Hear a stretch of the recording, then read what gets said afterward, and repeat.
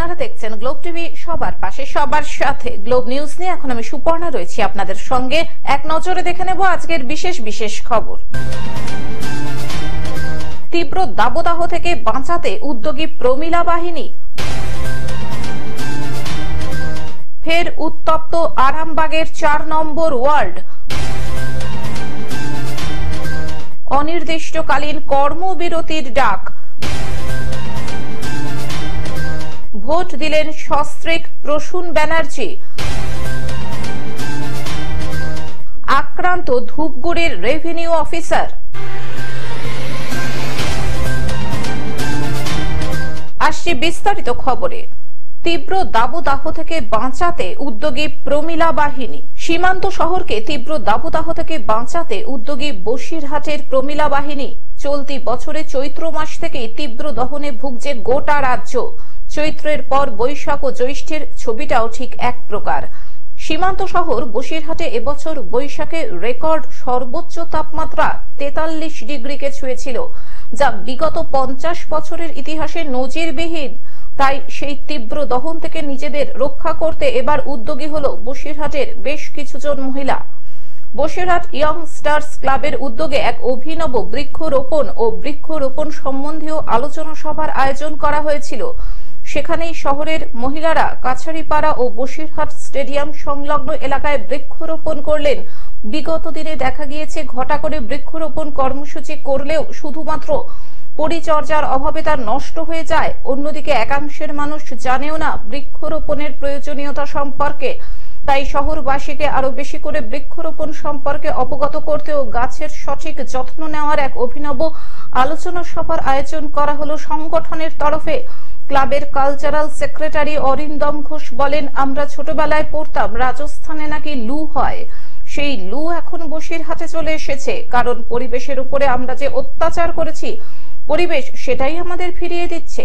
মানব সভ্যতাকে যাতে আমরা বাঁচিয়ে রাখতে পারি, তাই আমরা বৃক্ষরোপণের সঙ্গে বৃক্ষরোপণ সম্বন্ধে অ্যাওয়ারনেস ক্যাম্প করছি। বসিরহাটের ঐতিহ্যবাহী ইয়ংস্টার্স ক্লাব প্রতি বছরের মতো এবছরও বৃক্ষরোপণ এবং রক্তদান কর্মসূচি নিয়েছে। আমরা বৃক্ষরোপণের মাধ্যমে এবছরের শুভ কর্মসূচি শুরু করেছি এবং এরপরে রক্তদান শিবির অনুষ্ঠিত হবে। বৃক্ষরোপণের পাশাপাশি ক্লাব চত্বরেও আয়োজন করা হয় রক্তদান শিবিরের এবং রক্তদাতাদের হাতেও তুলে দেওয়া হয় একটি করে গাছের চারা। ইতিমধ্যে বসিরহাটের এই ইয়ংস্টার্স ক্লাব চলতি বছরই ইন্ডিয়ান ফুটবল অ্যাসোসিয়েশন বা আইএফ এর কোচিং ক্যাম্প চালানোর স্বীকৃতি পেয়েছে। সেই আনন্দকে ক্লাব কর্মকর্তা ও সদস্যদের সঙ্গে ভাগ করে নিতেও এই মহতি উদ্যোগে মহিলাদের সঙ্গে বৃক্ষরোপণ করতে এই কর্মসূচিতে উপস্থিত ছিলেন মোহামেডান স্পোর্টিং ক্লাবের ফুটবল সচিব তথা প্রাক্তন ফুটবলার দীপেন্দু বিশ্বাস। এছাড়াও উপস্থিত ছিলেন ক্লাবের সম্পাদক মনোজ বসু ও এক্সিকিউটিভ কমিটির সদস্য ইন্দ্রনীল রায় সহ পুরুষ ও মহিলা সদস্যবৃন্দ। মানব সভ্যতার অগ্রগতির সাথে সাথে আমরা আমাদের পরিবেশকে ধ্বংস করে ফেলছি এবং তার ফল কিন্তু আমরা এখন হাড়ে হাড়ে টের পাচ্ছি ধরতে গেলে। সেই কারণেই আমরা বৃক্ষরোপণ সম্পর্কে এই অ্যাওয়ারনেস ক্যাম্প করছি এবং গাছ লাগাচ্ছি, প্লাস এর সঙ্গে আজকে আমাদের রক্তদান কর্মসূচি রয়েছে। বসিরহাট থেকে সৌমাভু মণ্ডলের রিপোর্ট, গ্লোব নিউজ। ফের উত্তপ্ত আরামবাগের 4 নম্বর ওয়ার্ড। বিজেপি কর্মী সমর্থকদের মারধর, বাড়ি ও দোকান ভাঙচুরের অভিযোগ তৃণমূলের বিরুদ্ধে। সূত্রের খবর, ভোটের দিন বিজেপির চাটাইয়ে বসার জন্য তাকে মারধর করা হয়, এমনটাই অভিযোগ বিজেপি কর্মী লক্ষ্মণ ফটিকের। সেই বেচারা দোকান খুলছিল, সে এসে তাকে ওইভাবে লাঠি দিয়ে রড দিয়ে ওইভাবে মেরেছে। তার দোকান যে সমস্ত মালপত্র ছিল সেগুলো রাস্তায় ছড়িয়ে দিয়েছে এবং তার গলিতে যে সমস্ত বাইক সাইকেল ছিল সেগুলোকে সব উল্টে দিয়েছে। এবং আপনি ছেলেটাকে দেখলে বুঝতে পারবেন দাঁতের মাড়ি দিয়ে 6টা টিচ হয়েছে। এবং পাশাপাশি যেসব দোকানদার আছে তাদেরও অত্যাচার করা হয় বলে অভিযোগ।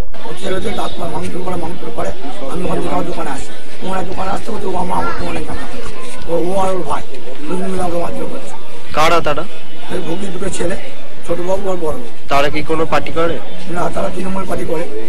অপরদিকে তৃণমূল কর্মীর মায়ের অভিযোগ, বিজেপির একজন কর্মী তাকে সকালে বাজারে নিয়ে যায় এবং ঠেলাঠেলি করে।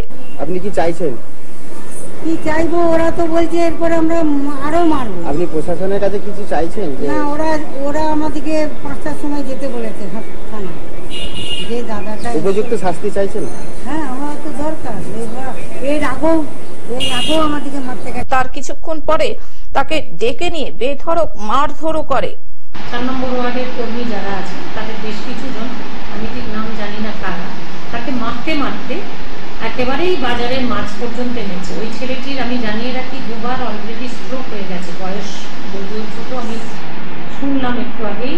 এবং সে এরপরে যদি তার একটা ক্ষতি কিছু হয়ে যায়, তখন যারা মারতে মারতে আনবে তারাও তো আইনের যেটা নিয়ম তার কাছ থেকে তো কেউ রেহাই পাবে না। আরামবাগ থেকে কৌশিক কোলের রিপোর্ট, গ্লোব নিউজ। অনির্দিষ্টকালীন কর্মবিরতির ডাক।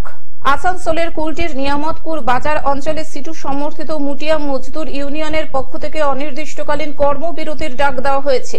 और जो नेता लीडर को बुलाना है बोला, इसी लेकर के हम लोग CITU के तरफ से कल की रैली निकाले, प्रतिवाद सभा किए, और हम लोग का 4 आदमी का जब तक काम नहीं भी रहेगा और जो पैसा घटा करके नहीं दिया वो नहीं देगा, तब तक काम हम लोग चालू नहीं करेंगे। তাদের মূল বিরোধ রয়েছে নিয়ামতপুর চেম্বার অফ কমার্সের সদস্য সন্দীপ দোকানিয়ার বিরুদ্ধে।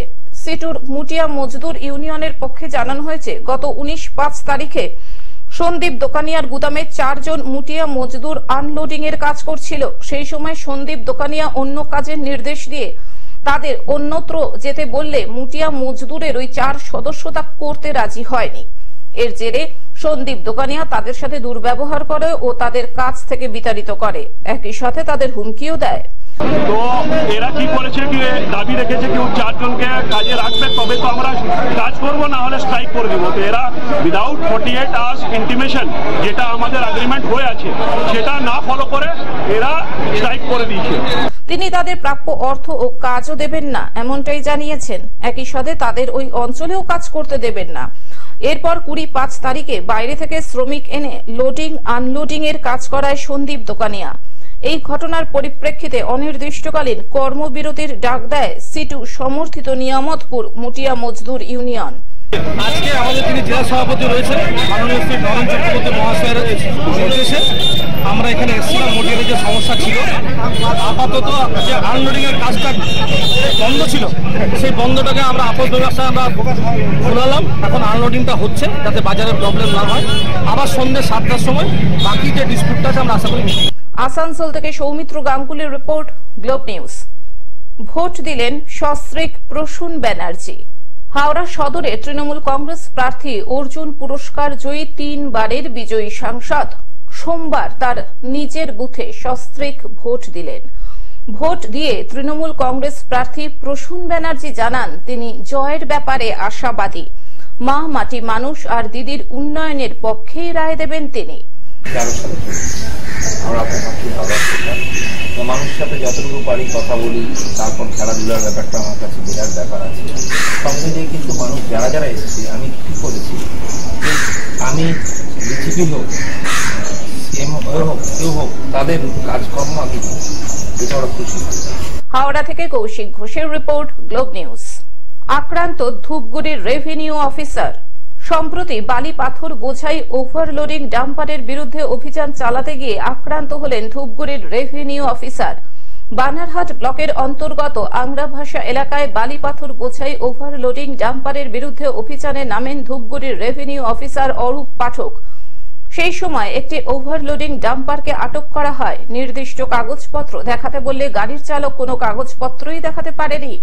এরপর যথারীতি নিয়ম অনুযায়ী জরিমানা করার কথা বলতেই বেশ কয়েকজন মিলে ওই আধিকারিককে হেনস্থা করে বলে অভিযোগ। পাশাপাশি তিনি অভিযোগ করেন তাকে মারধর করা হয়েছে, এমনকি তাকে প্রাণে মারারও হুমকি দিয়েছে বালি মাফিয়ারা।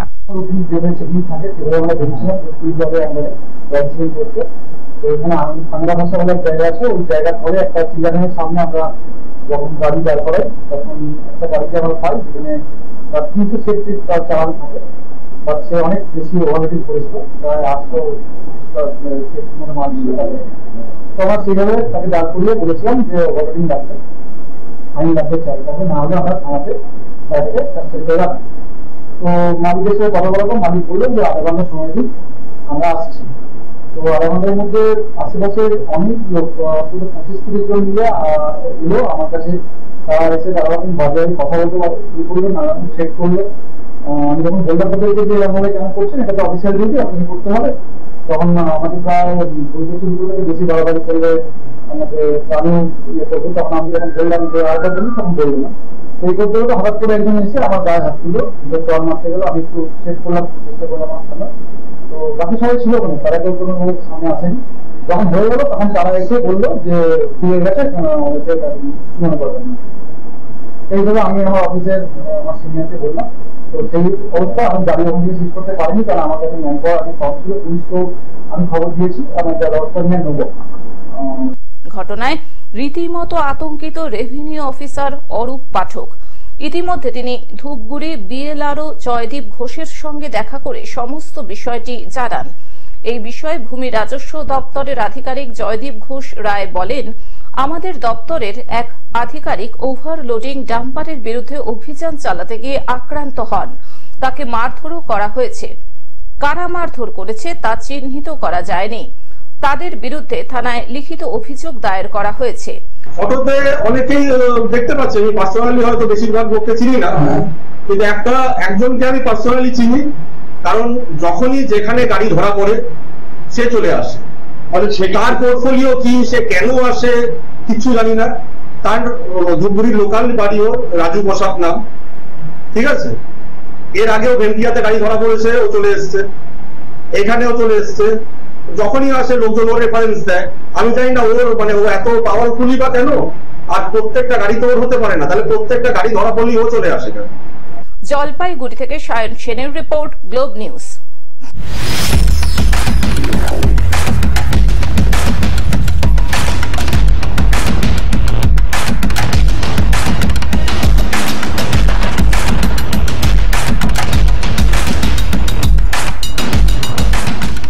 এবারও 7 দফায় দেশে লোকসভা নির্বাচন। 19 এপ্রিল থেকে আগামী 1 জুন পর্যন্ত চলবে ভোট গ্রহণ পর্ব।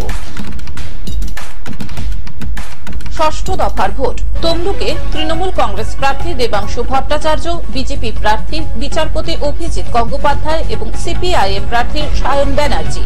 পুরুলিয়ায় তৃণমূল কংগ্রেস প্রার্থী শান্তিরাম মাহাতো, বিজেপি প্রার্থী জ্যোতির্ময় সিং মাহাতো এবং কংগ্রেস প্রার্থী নেপাল মাহাতো। মেদিনীপুরে তৃণমূল কংগ্রেস প্রার্থী জুন মালিয়া এবং বিজেপি প্রার্থী অগ্নিমিত্রা পল।